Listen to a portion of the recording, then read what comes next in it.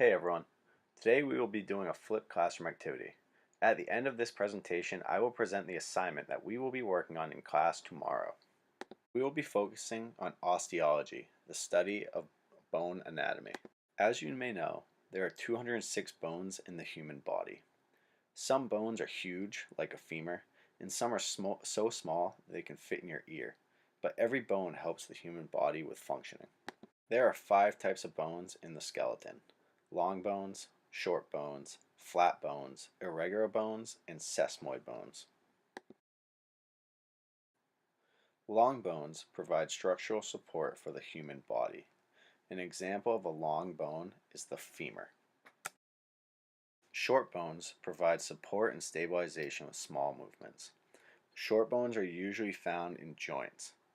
An example of a short bone is the wrist bone and ankle bones. The picture you see is short bones in the wrist.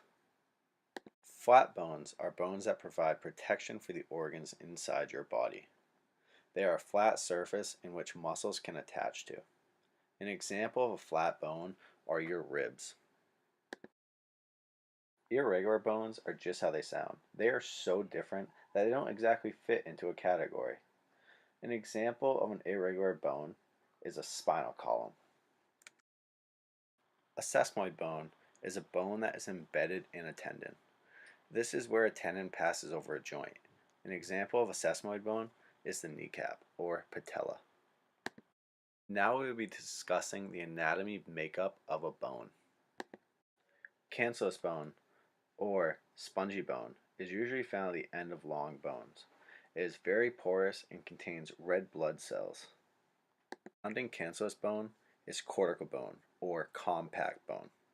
It makes up 80% of the skeleton and is a dense, rigid bone made up of calcium and minerals.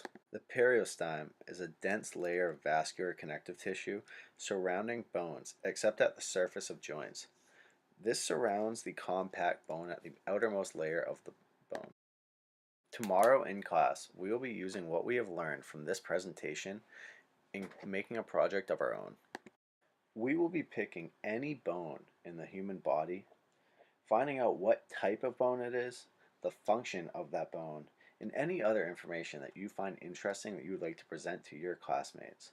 We'll discuss more and think of any questions you would have for tomorrow.